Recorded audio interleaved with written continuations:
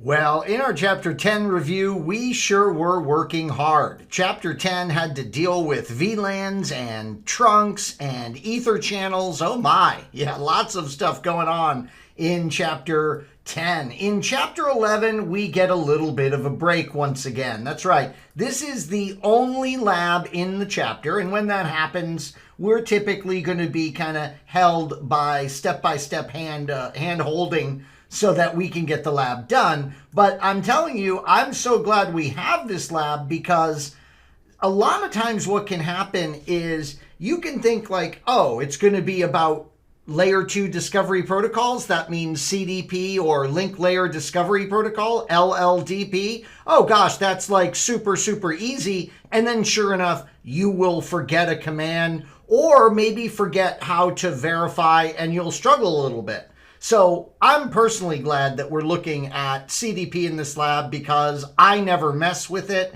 and I will find myself forgetting commands. In fact, right out of the gate, I struggle remembering how do you turn it off completely on a device versus how do you turn it off on an interface. And we will get to review both of those things in this lab.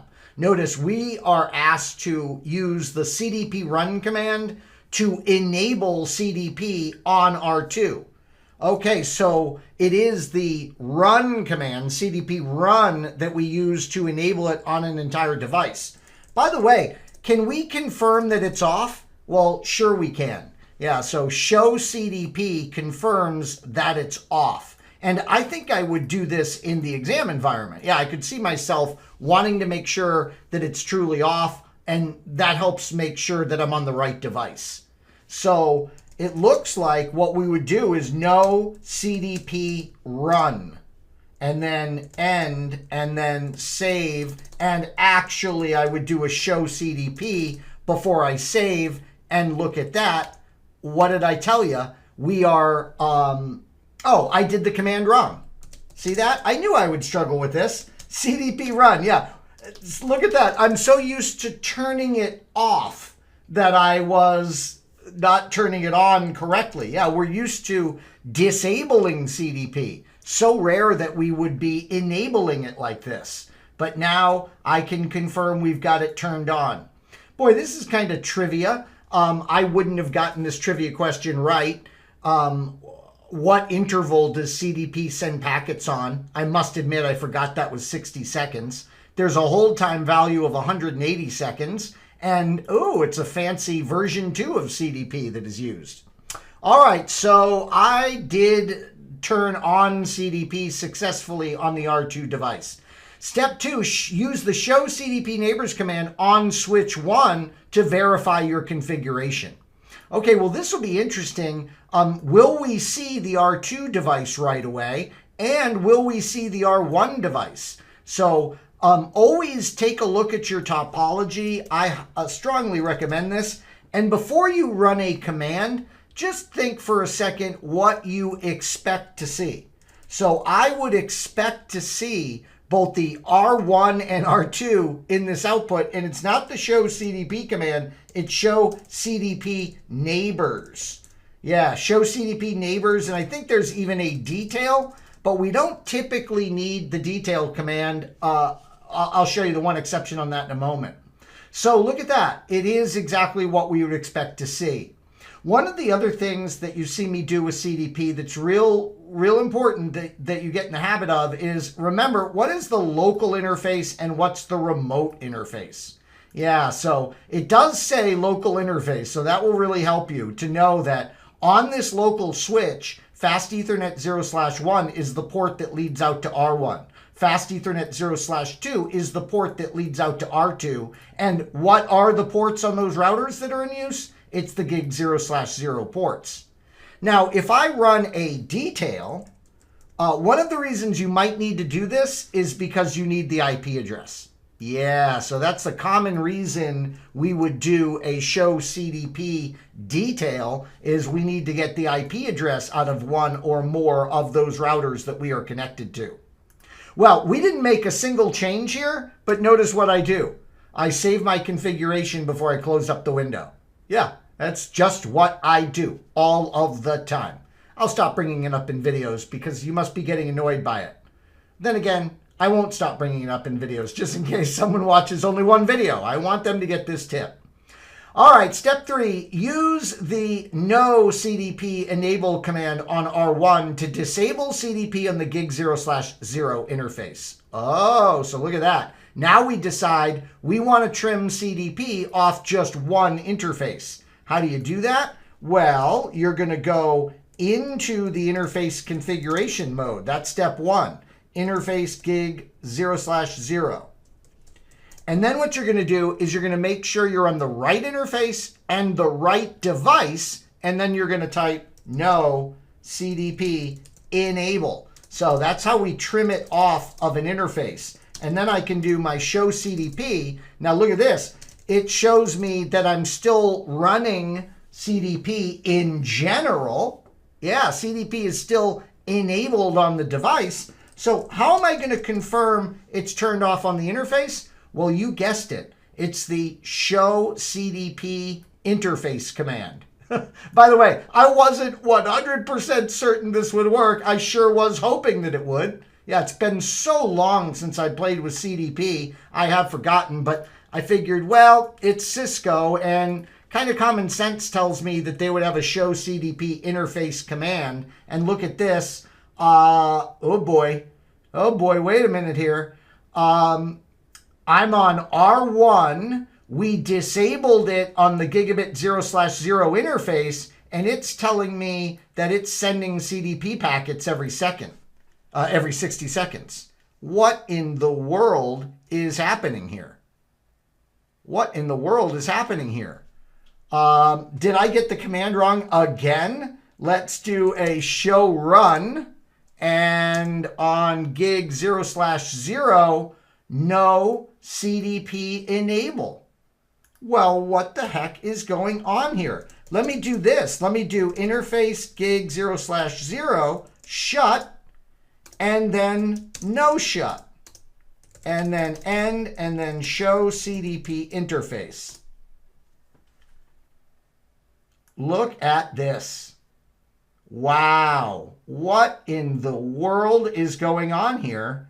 We cannot get confirmation that CDP is disabled on that interface from the show CDP interface command. So what I'm going to do is I'm going to save this configuration, and I'm going to go over to switch 1, and I'm going to rerun over here our show CDP neighbors. And yeah, look at that. Look at that. We still have both entries. Now, we should keep an eye on the hold time value because, yeah, look at this. R1 is gone. Interesting. So R1 is gone.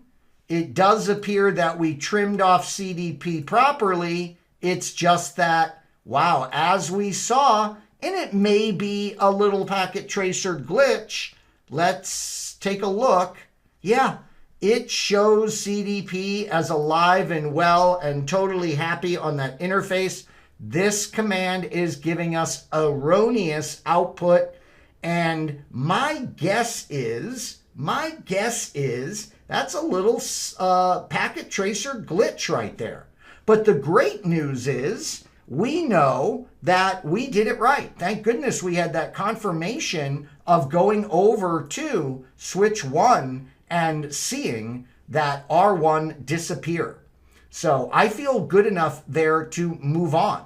Step 4, use the, look at that. Step 4 is making sure that we do that verification that we just did.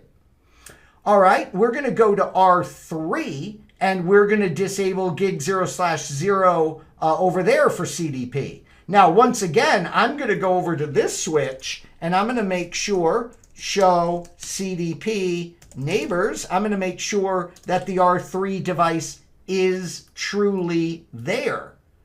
Yeah, so there is R2 and R3. Okay, great. So we see those, R2 and R3, and now we're going to go again to R3 and trim it off that interface. So we're just going to say enable, configure terminal, interface gig 0/0, no CDP, enable, and save.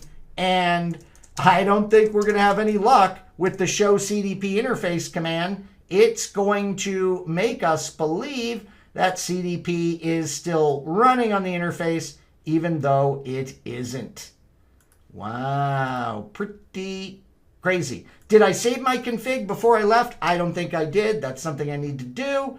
And now what we're going to do is, as our instructions suggest, we're going to go over and we're going to do rerun the show CDP neighbors. And what we are doing, as you can see, is we're just sitting here waiting for the hold time to expire, and we're waiting to see the R3 device disappear. By the way, if I was in the exam, I would never just sit here. What I would do in the exam is I would go back up to this R3 device and I would just try any CDP verification command I possibly can. And notice they don't give us a lot here. Just show CDP entry, which is an alternative to show CDP neighbors, and then the show CDP interface, and then of course show CDP itself. So yeah, no wonder why they gave us the guidance of verifying from a neighboring device in this lab, because that's pretty critical. So once again, I'll do my show CDP neighbors, and we're down to 44 seconds. Once again, I would not just sit here and do nothing. I would, in true paranoid fashion, go over to the other devices while I'm waiting and resave their configs, even though I saved their configs earlier. Yeah, we just can't be too cautious. And let's go ahead and rerun the show CDP neighbors. What do we have for a hold time now? It's got to be down there in just a couple of seconds. I'm on the wrong device, by the way. Let me go over to switch 2. That's where we're running our verification. And I'm going to up arrow on the keyboard, and there it goes. The R3 device has disappeared. One more kind of paranoid save, and I do believe we are ready to check our results. So, make no assumptions. Don't leave any technology unturned. That's right. In fact, what you should do is consider doing this lab again, ignoring these instructions and doing it for link layer discovery protocol. Yeah, link layer discovery protocol is going to have commands that are very similar. Notice you could go and say no LLDP run to disable LLDP on the entire device. So don't leave any technology unturned. Don't make assumptions. Don't be one of those people that says, I'm not going to do a CDP lab. That's beneath me. And it's too easy. It's beneath me and I don't need it. I mean, oh my gosh. When I was preparing for my CCIE lab exam, that kind of stuff happened to me all the time. I would go take the practical all-day lab exam, and I had some technologies I didn't bother practicing with because I thought they were too easy, and sure enough, it would bite me in the exam. Well, it's the moment of truth. We are going to check our results, and look at that. Thank goodness we did indeed complete this activity. Thanks so much for joining me, and as you know, there are plenty of chapters in the textbook, so we've got more great reviews on the way for you.